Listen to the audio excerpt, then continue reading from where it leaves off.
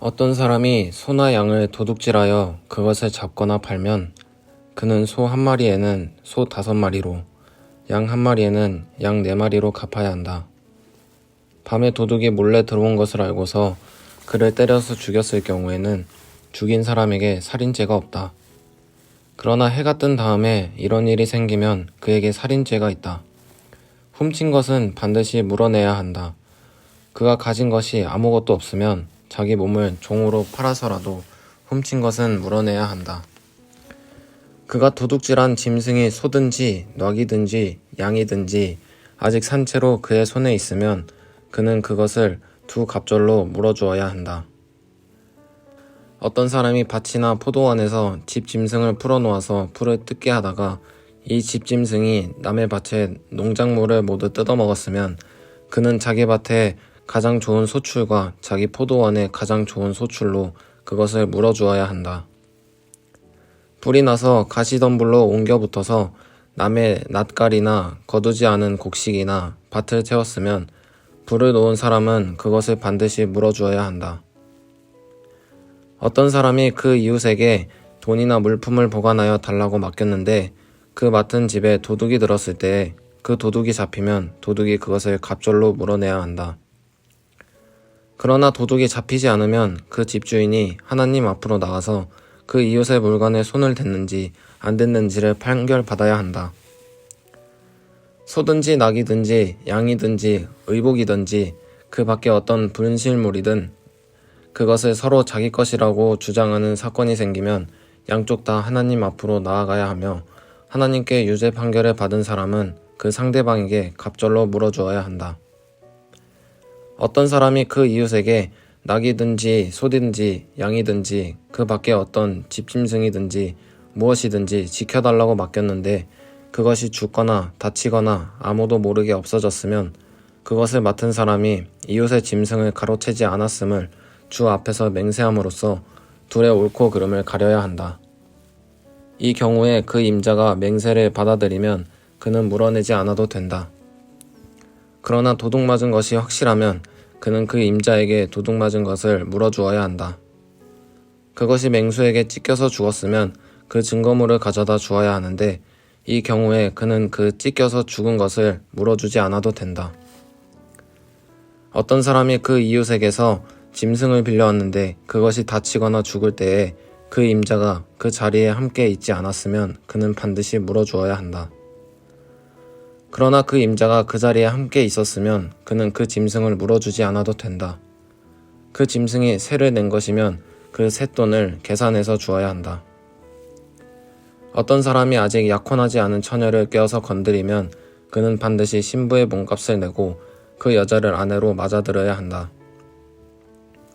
그 여자의 아버지가 자기 딸을 그에게 절대로 주지 않겠다고 하면 그는 처녀를 신부로 데려올 때에 내는 값에 해당하는 금액을 치러야 한다.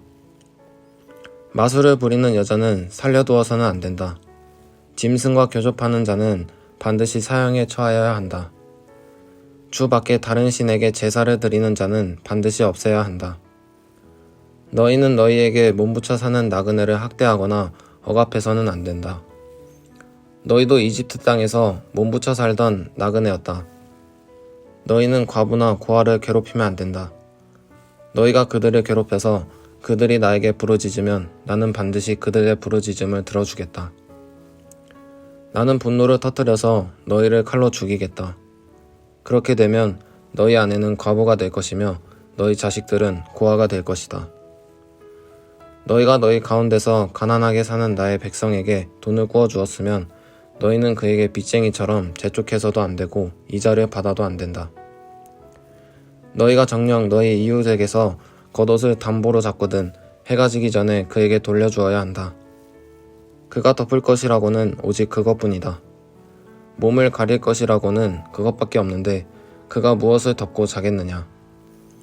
그가 나에게 부르짖으면 자애로운 나는 들어주지 않을 수 없다.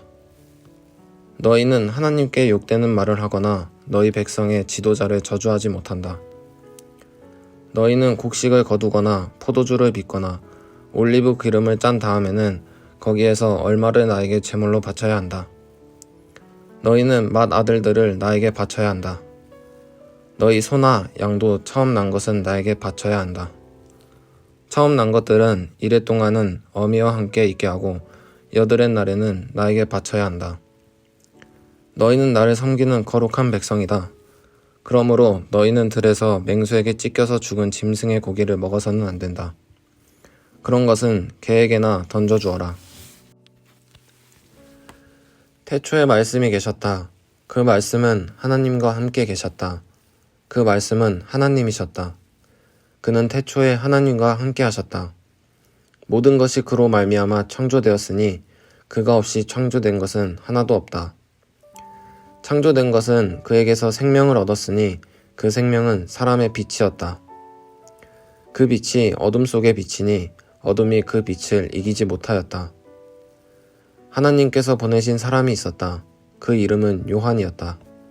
그 사람은 그 빛을 증언하러 왔으니 자기를 통하여 모든 사람을 믿게 하려는 것이었다. 그 사람은 빛이 아니었다. 그는 그 빛을 증언하러 왔을 따름이다.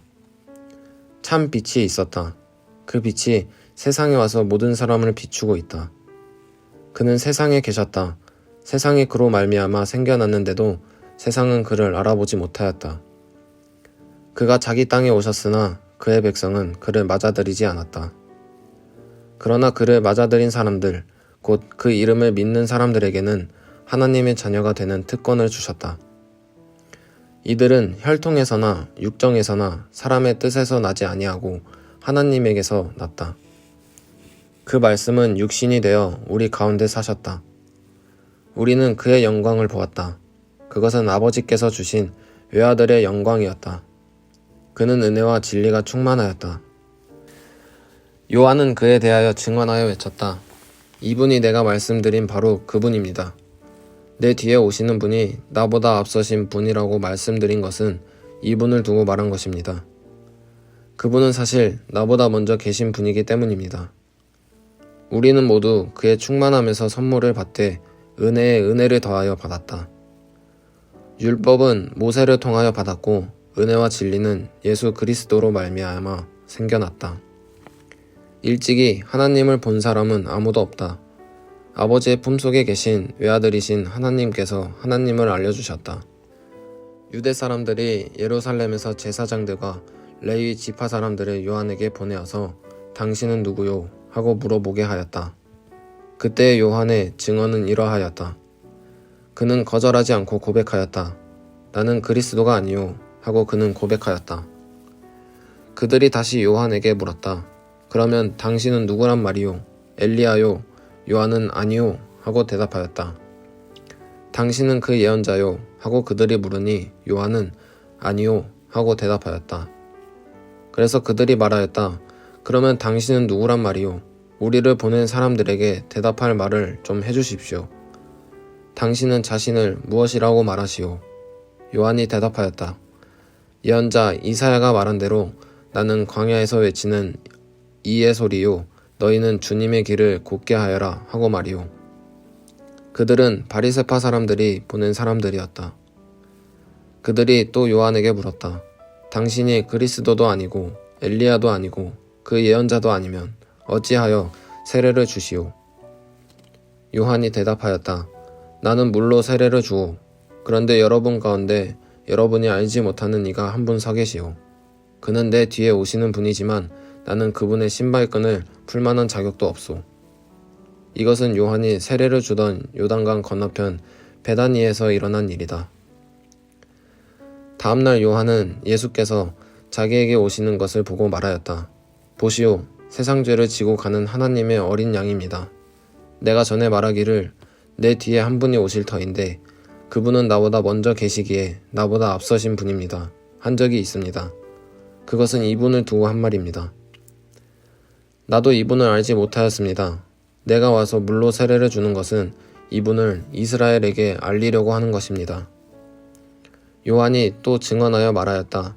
나는 성령이 비둘기같이 하늘에서 내려와서 이분 위에 머무는 것을 보았습니다.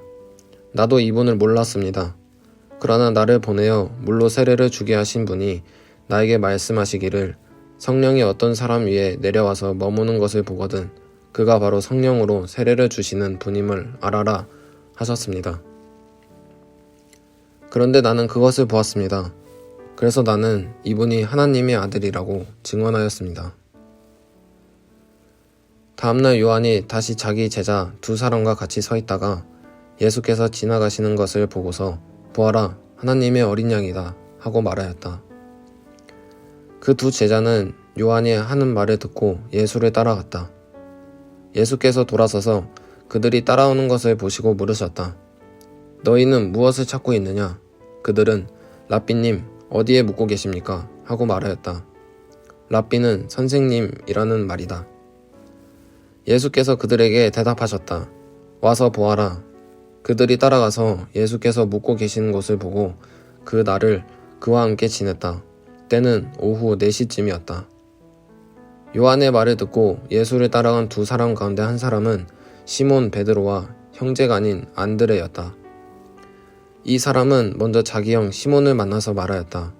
우리가 메시아를 만났소. 메시아는 그리스도라는 말이다. 그런 다음에 시몬을 예수께로 데리고 왔다. 예수께서 그를 보시고 말씀하셨다. 너는 요한의 아들 시몬이로구나. 앞으로는 너를 게바라고 부르겠다. 게바는 베드로 곧 바위라는 말이다. 다음날 예수께서 갈릴리로 떠나려고 하셨다. 그때 빌립을 만나서 말씀하셨다. 나를 따라오너라. 빌립은 벳세다 출신으로 안드레와 베드로와 한 고향 사람이었다. 빌립이 나다나엘을 만나서 말하였다. 모세가 율법책에 기록하였고 또 예언자들이 기록한 그분을 우리가 만났습니다. 그분은 나사렛 출신으로 요셉의 아들 예수입니다. 나다나엘이 그에게 말하였다. 나사렛에서 무슨 선한 것이 나올 수 있겠소? 빌립이 그에게 말하였다. 와서 보시오. 예수께서 나다나엘이 자기에게로 오는 것을 보시고 그를 두고 말씀하셨다. 보아라, 저 사람이야말로 참으로 이스라엘 사람이다. 그에게는 거짓이 없다. 나다나엘이 예수께 물었다. 어떻게 나를 아십니까? 예수께서 대답하셨다. 빌립이 너를 부르기 전에 내가 무화과 나무 아래에 있는 것을 내가 보았다. 나다나엘이 말하였다. 선생님은 하나님의 아들이시오 이스라엘의 왕이십니다. 예수께서 그에게 말씀하셨다. 내가 무화과 나무 아래에 있을 때에 내가 너를 보았다고 해서 믿느냐? 이것보다 더 큰 일을 내가 볼 것이다. 예수께서 그에게 또 말씀하셨다. 내가 진정으로 너희에게 말한다. 너희는 하늘이 열리고 하나님의 천사들이 인자 위에 오르락내리락 하는 것을 보게 될 것이다. 주님께서 또 욥에게 말씀하셨다. 전능한 하나님과 다투는 욥아, 내가 나를 꾸짖을 셈이냐? 내가 나를 비난하니 어디 나에게 대답해 보아라. 그때 욥이 주님께 대답하였다. 저는 비천한 사람입니다. 제가 무엇이라고 감히 주님께 대답할 수 있겠습니까? 다만 손으로 입을 막을 뿐입니다. 이미 말을 너무 많이 했습니다. 더 할 말이 없습니다. 그러자 주님께서 폭풍 가운데서 다시 말씀하셨다. 이제 허리를 동이고 대장부답게 일어서서 내가 묻는 말에 대답하여라. 아직도 너는 내 판결을 비난하려느냐? 내가 자신을 옳다고 하려고 내게 잘못을 덮어씌우려느냐? 내 팔이 하나님의 팔만큼 힘이 있느냐? 내가 하나님처럼 천둥소리 같은 우렁찬 소리를 낼 수 있느냐? 어디 한번 위엄과 존귀를 갖추고 영광과 영화를 갖추고 교만한 자들을 노려보며 내 끓어오르는 분노를 그들에게 쏟아내고 그들의 기백을 꺾어보아라. 모든 교만한 자를 살펴서 그들을 비천하게 하고 악한 자들을 그 서 있는 자리에서 짓밟아서 모두 땅에 묻어보아라. 모두 얼굴을 천으로 감아서 무덤에 뉘어보아라. 그렇게만 할 수 있다면 나는 너를 찬양하고 내가 승리하였다는 것을 내가 인정하겠다. 배의 못을 보아라. 내가 너를 만든 것처럼 그것도 내가 만들었다. 그것이 소처럼 풀을 뜯지만 허리에서 나오는 저 억센 힘과 배에서 뻗쳐나오는 저 놀라운 기운을 보아라. 꼬리는 백향목처럼 뻗고 넓적다리는 힘줄로 단단하게 감쌌다. 뼈대는 노처럼 강하고 갈비뼈는 쇠빗장과 같다. 그것은 내가 만든 피조물 가운데서 으뜸 가는 것, 내 무기를 들고 다니라고 만든 것이다. 모든 들짐승이 즐겁게 뛰노는 푸른 산에서 자라는 푸른푸른 그것의 먹이다. 그것은 연꽃잎 아래에 눕고 갈대밭 그늘진 곳이나 늪 속에다가 몸을 숨긴다. 연꽃잎 그늘이 그것을 가리고 냇가에 버드나무들이 그것을 둘러싼다. 강물이 넘쳐도 놀라지 않으며 요단강의 물이 불어서 입에 차도 태연하다. 누가 그것의 눈을 감겨서 잡을 수 있으며 누가 그 코에 갈고리를 꿰을 수 있느냐. 나 바울은 그리스도의 온유하심과 관대하심을 힘입어서 여러분을 권면합니다. 내가 얼굴을 마주 대하고 있을 때에는 여러분에게 유순하나 떠나 있을 때에는 여러분에게 강경하다고들 합니다. 내가 여러분에게 청하는 것은 내가 가서 여러분을 대할 때에 강경하게 대해야 할 일이 없게 해달라는 것입니다. 그러나 우리가 육정을 따라서 처신한다고 여기는 사람들에게는 나는 확신을 가지고 담대하게 대하려고 생각합니다. 우리가 육신을 입고 살고 있습니다마는 육정을 따라서 싸우는 것은 아닙니다. 싸움에 쓰는 우리의 무기는 육체의 무기가 아니라 하나님 앞에서 견고한 요새라도 무너뜨리는 강력한 무기입니다. 우리는 궤변을 무찌르고 하나님을 아는 지식을 가로막는 모든 교만을 쳐부수고 모든 생각을 사로잡아서 그리스도께 복종시킵니다. 그리고 여러분이 온전히 순종하게 될 때에는 우리는 모두 복종하지 않는 자를 처벌할 준비가 되어 있을 것입니다. 여러분은 겉모양만 봅니다. 누구든지 자기가 그리스도께 속한 사람이라고 확신한다면 자기가 그리스도께 속한 사람인 것과 같이 우리도 그리스도께 속한 사람이라는 것을 다시 한번 스스로 명심해야 할 것입니다.